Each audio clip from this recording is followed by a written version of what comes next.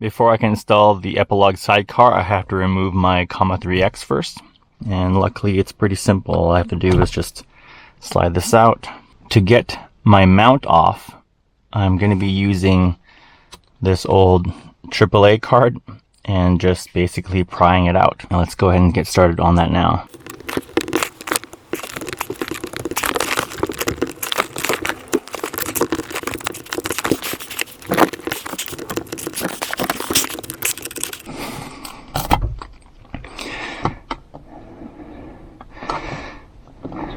Remove this cable and pry out this mount.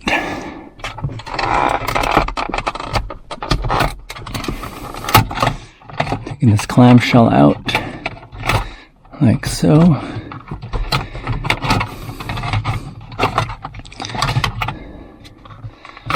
And now taking out all the original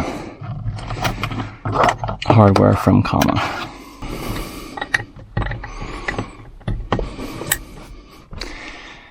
And that's how it is stock. Now I need to somehow remove all this junk off.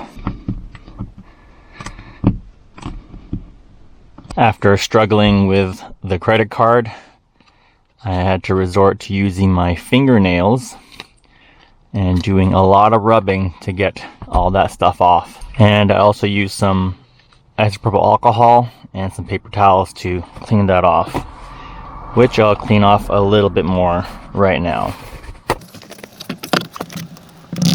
And now I have it all clean. The first part we're going to install is the OBD cable.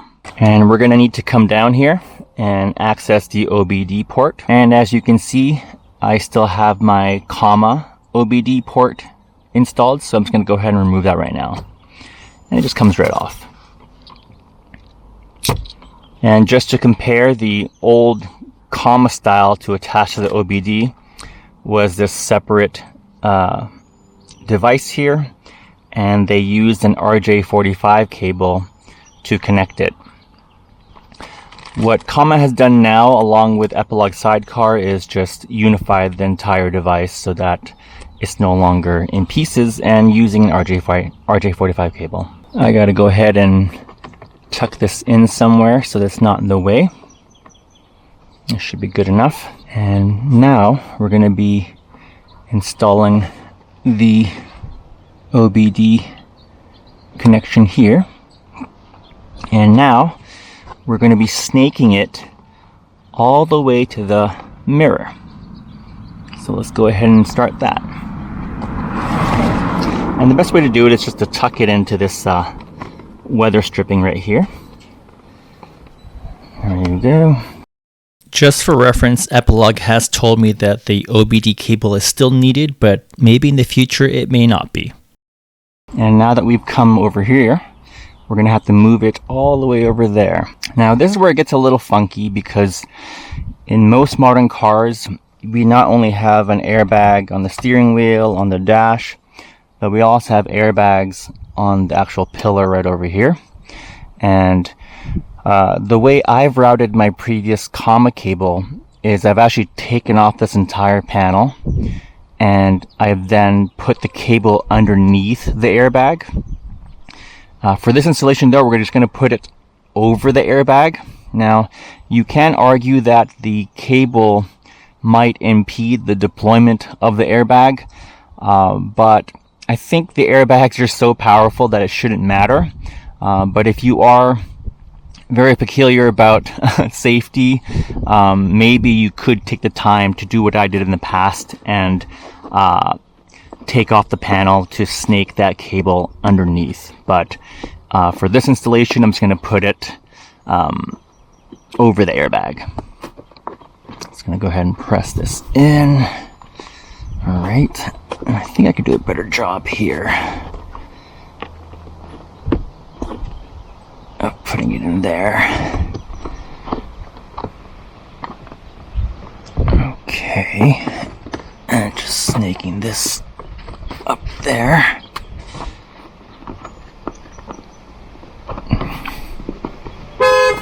Oopsies.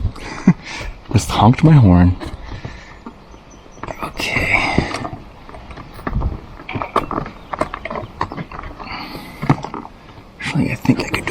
job here. And this is one of the reasons why I've talked about it in my unboxing video, where I prefer to have the OBD cable not installed, because it is kind of a hassle when it comes down to it.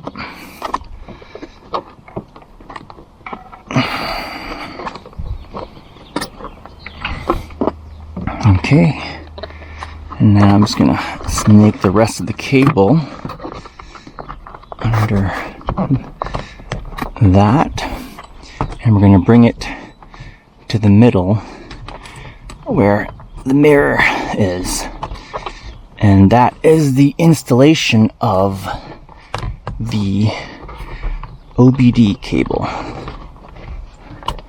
There you go.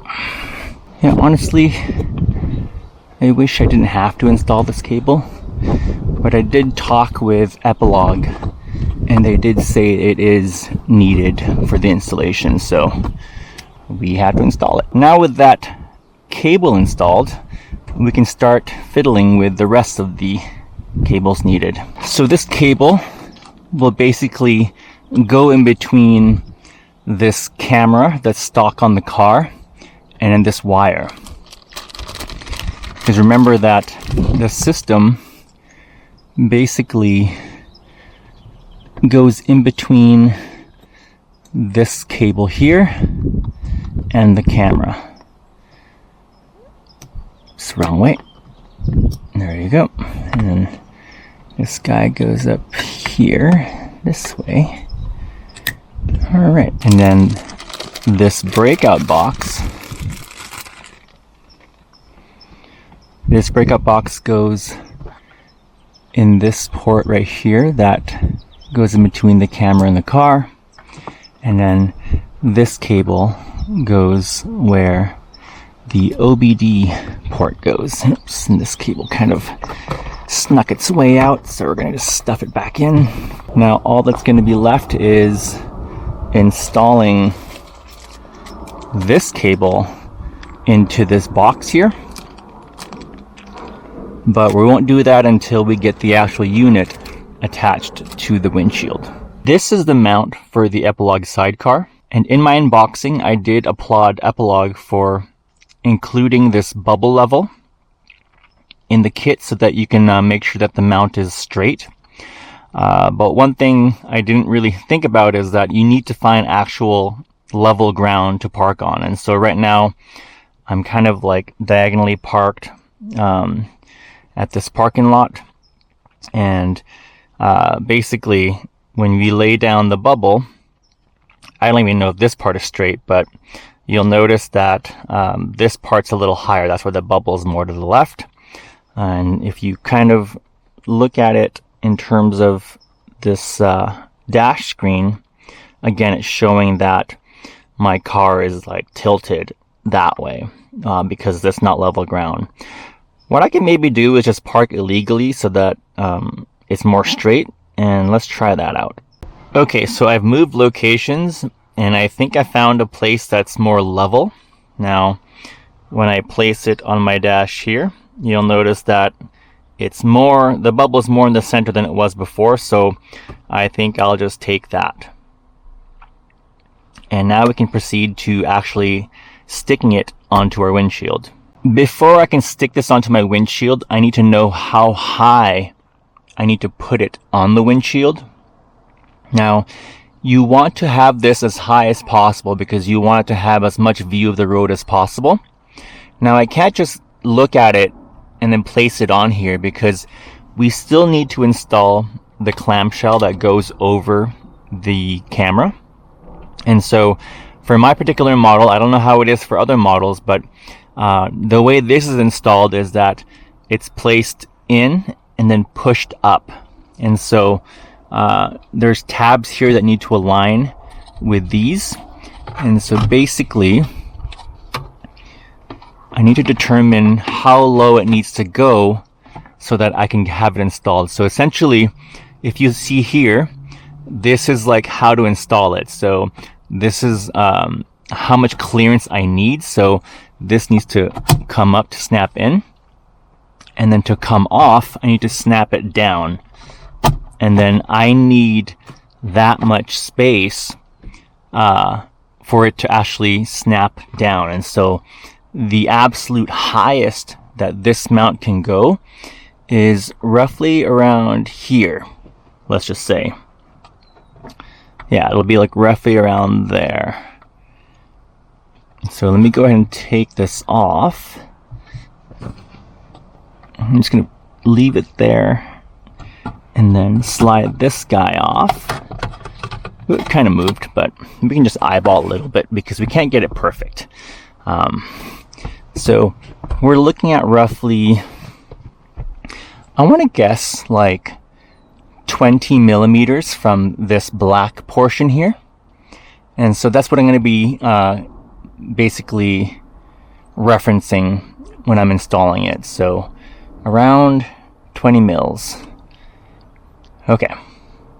I wish I could mark it. I should have brought like a pencil or something, but what can we do? All right. So now we know how high it needs to go. So we're looking at around 20 or maybe like 1.75 centimeters. And now we have to determine where the center is of this, where the center is for the windshield itself. For the windshield of the RAV4, there's a little marking right over here that shows you the center. And then if you look up here, I'm not sure if my camera will capture it, but there's also a little circle in the windshield that shows the center, which actually corresponds to the ball mount for the rear view mirror as well. And so what I'm going to do is kind of just align from the rear view mirror ball mount to that little marker there. And that's going to be the center of my windshield. I had originally assumed that the center of the windshield would correspond to the center of this camera module, but in reality, the center of the camera module is right over here, but it's actually offset more towards this way to the center of the actual windshield. So I can't just use this as a reference. I have to actually go ahead and kind of line it up based on the ball mount for the rear view mirror and the marker on the windshield there.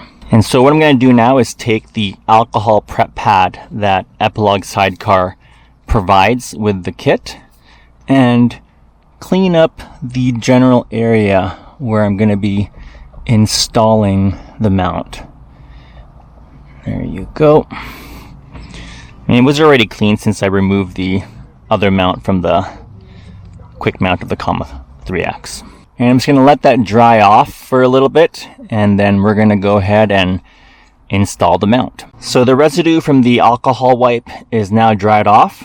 So now we can actually begin installing the mount to the windshield. And to do that, we got to peel back this layer here. Again, we're going to be centering this unit with the ball mount of the mirror there and the bottom. And we did determine that it's going to be around like 1.75 centimeters from the top of that decal thing. And whoa, that's really sticky. And now I'm just gonna level this while I place it on. Alright, that feels level enough. And now we're just gonna press it on. Whoa, that doesn't look that level anymore. Can I still take it off? It's level enough.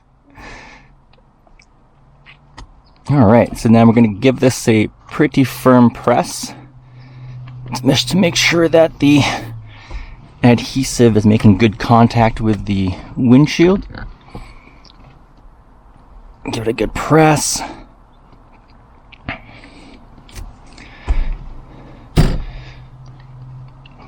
And to be honest, you don't really have to be that precise with it. The software is actually pretty good about like kind of calibrating itself to like kind of misalignment for the installation.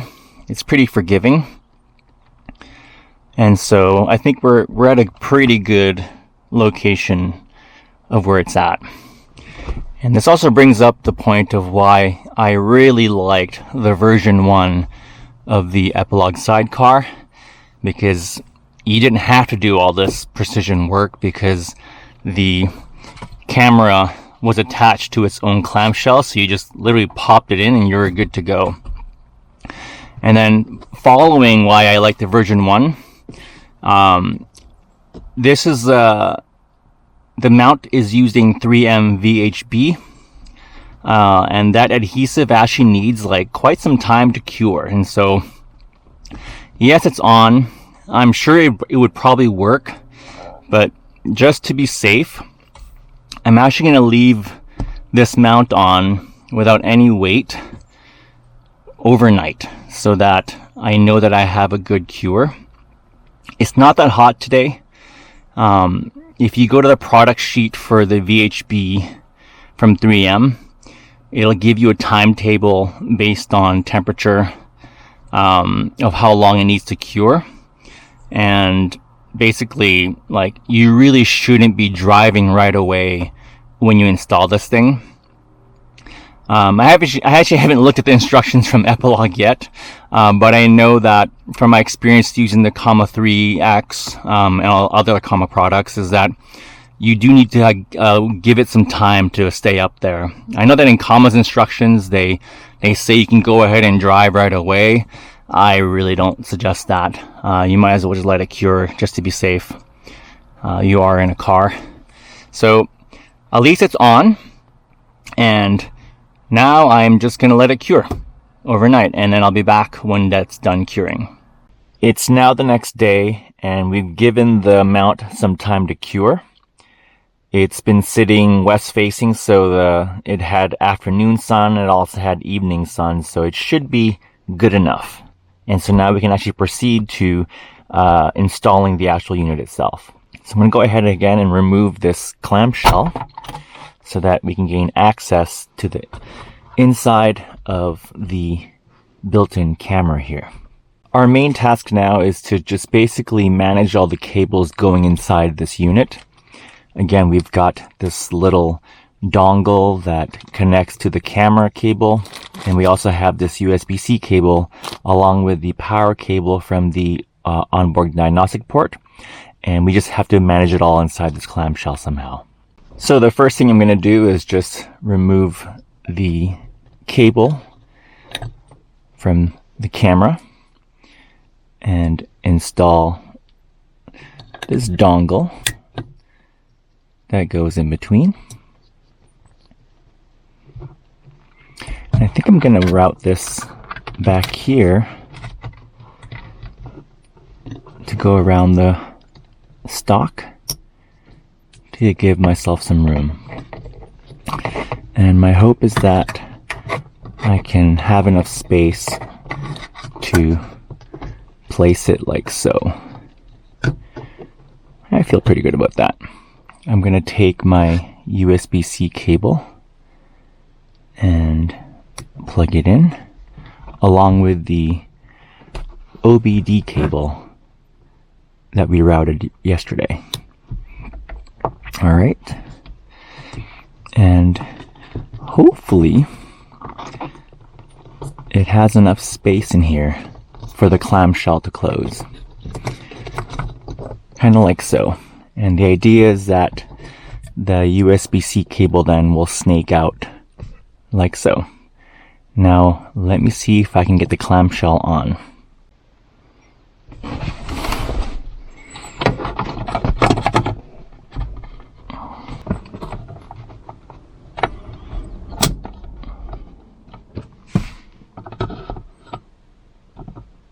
So I think this might work, but I need to somehow move this cable so that it's tucked in.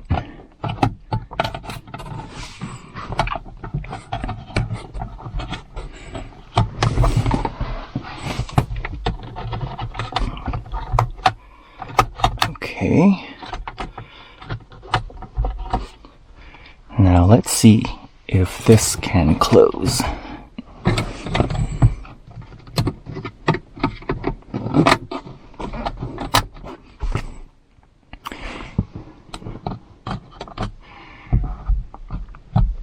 Alright, after some struggles, we do have it cleanly inside now.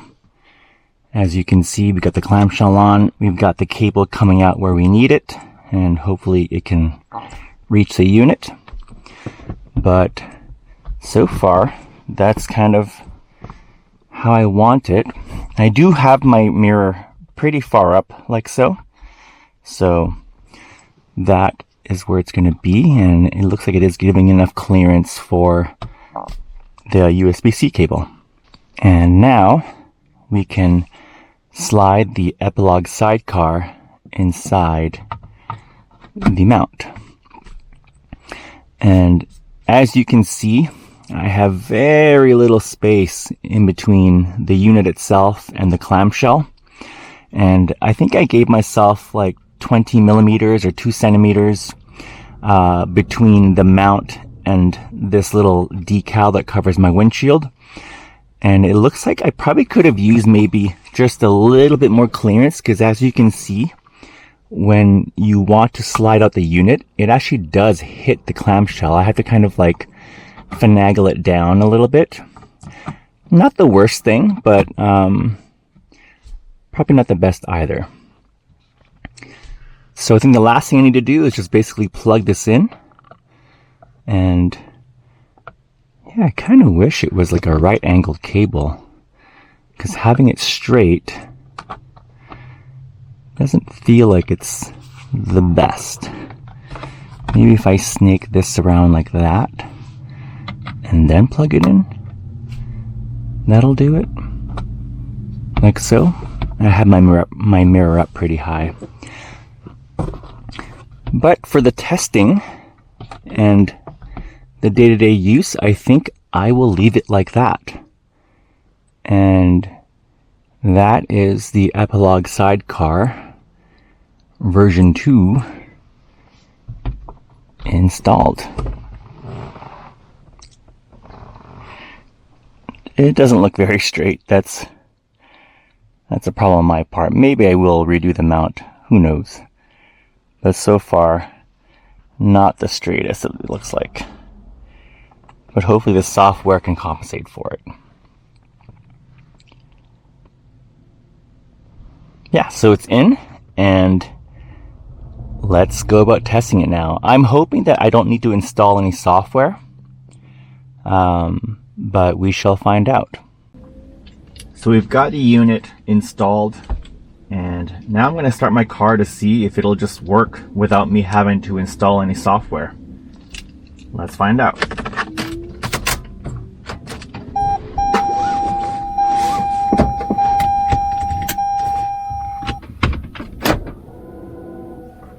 I'm going to turn it on when I get to a little straightaway.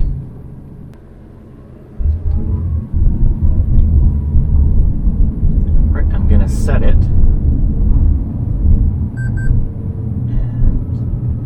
It is not working. So I'm gonna head home so that I have better connection to data, so I can download whatever software is needed.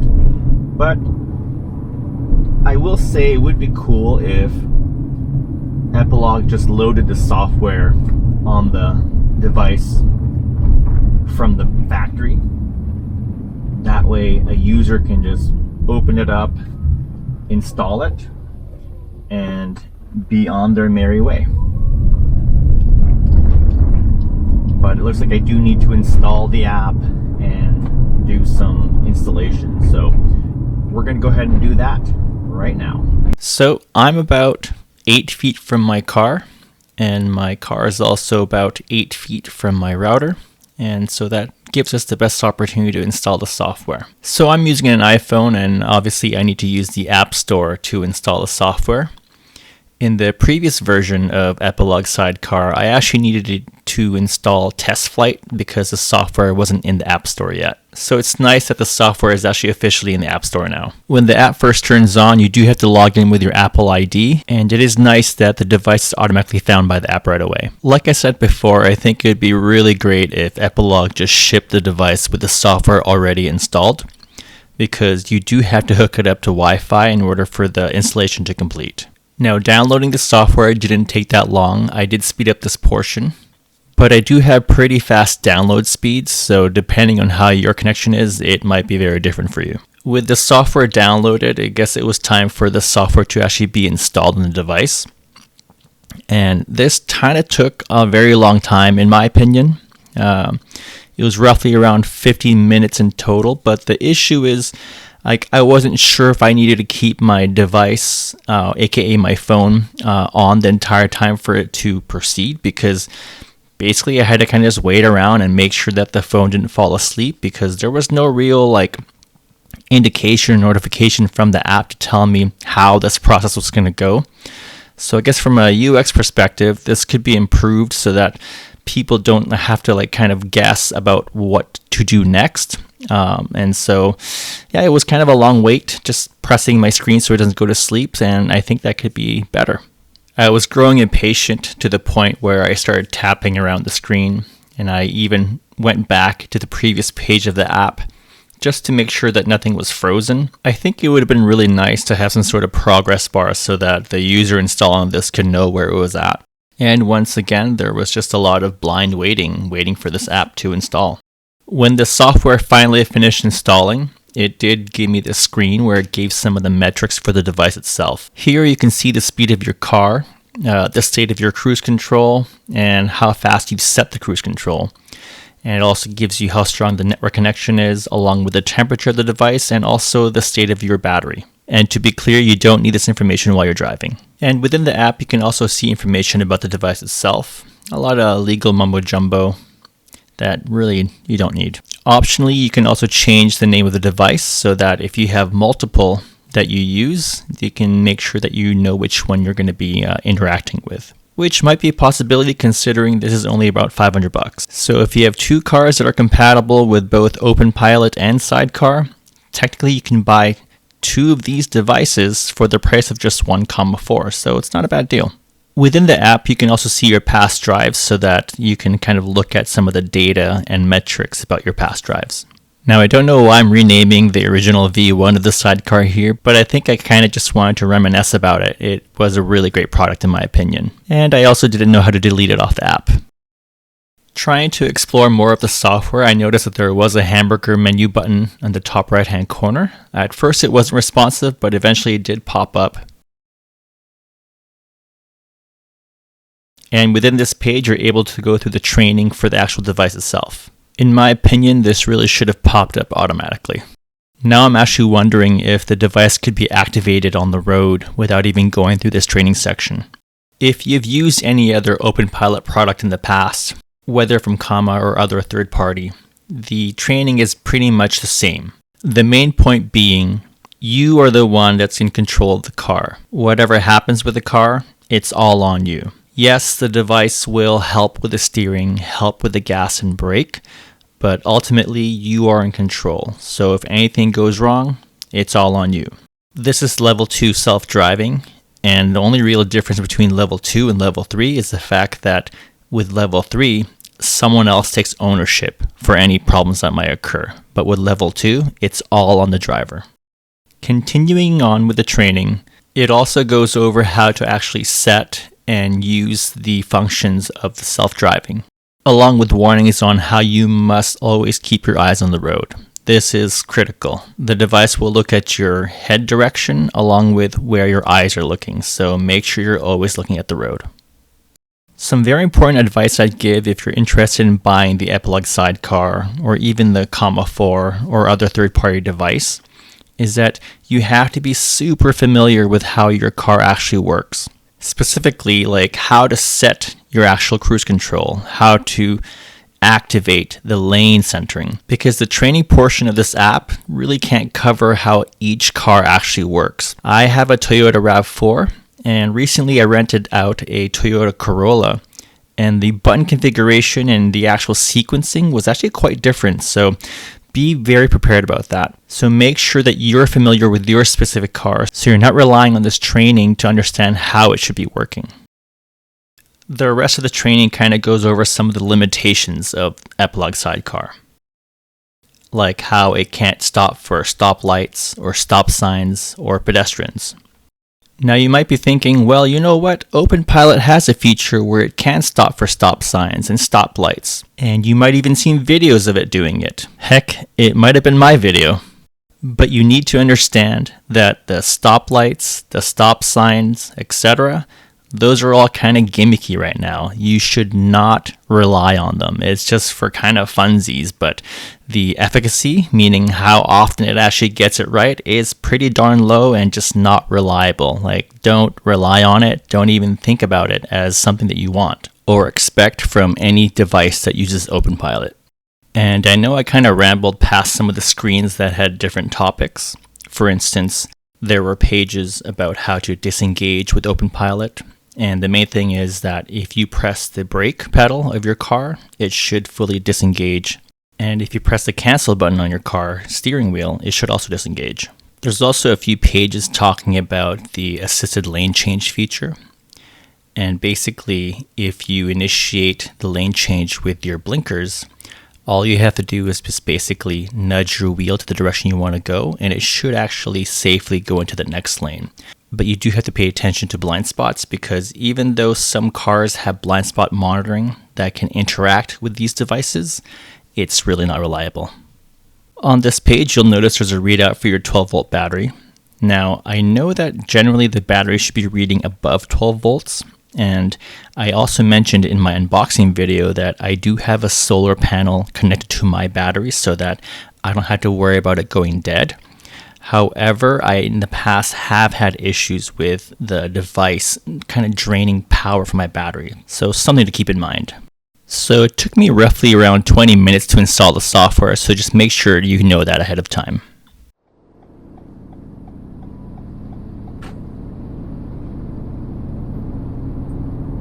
So we've just installed the Epilog Sidecar, and we've hopefully also installed the software properly. And now I'm going to enable the adaptive cruise control and then set my speed. I heard it chime, and it is now controlling the car. So at least we know that we've set it up properly. I won't do a full test yet. I'm actually going to be driving to Costco right now to get some gas because I have 50 miles left to this tank, and I guess we'll see what the damage is on buying gas and then doing test drives with said gas. Let me see if I can do a lane change here actually. So far,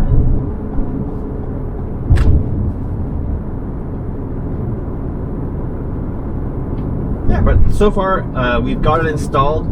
It seems to be tracking straight. We've got the software installed, and the software did say that I don't need to actually have the app running for this to work, which is fantastic because I don't want that. And now we are at Costco and we're gonna get some gas. So I'm gonna cancel this and bring myself into Costco and line up for gas like everyone else is, it seems.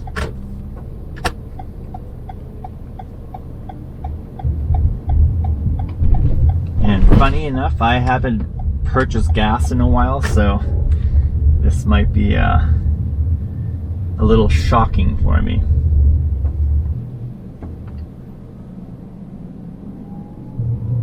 Let's go to this far line over here.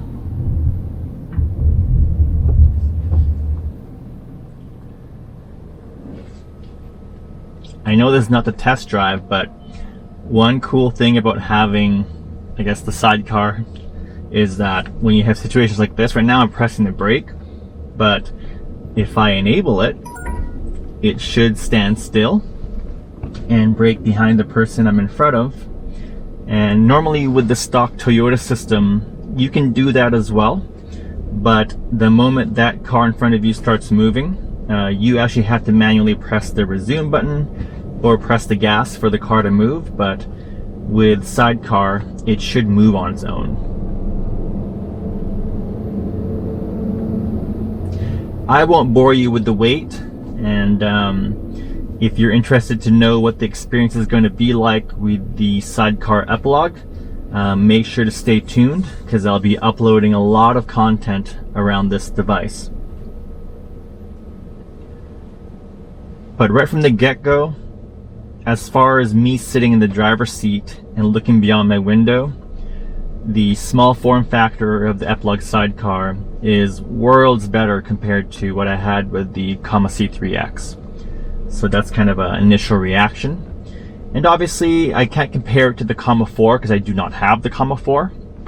But just comparing it to the Comma C3X, this is definitely worlds better. And as you can see, the person in front moved, and now my car is creeping forward. Oop, let's see what it does over here.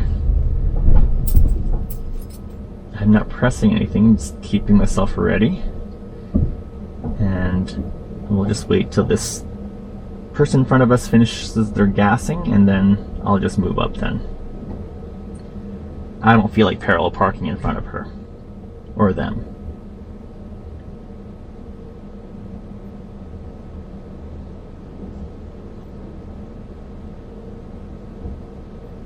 Looks like they're done, and we can move forward.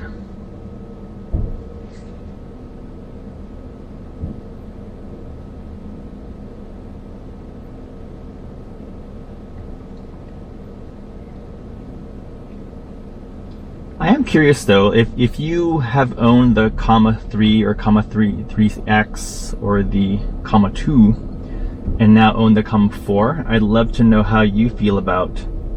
Why isn't it going? Oh, okay, I'm gonna gas. Oh, it was behind a it was behind a speed bump, I guess. Okay. All right, I'm gonna cancel it, turn off the car, and get me some gas. All right. Thanks for watching.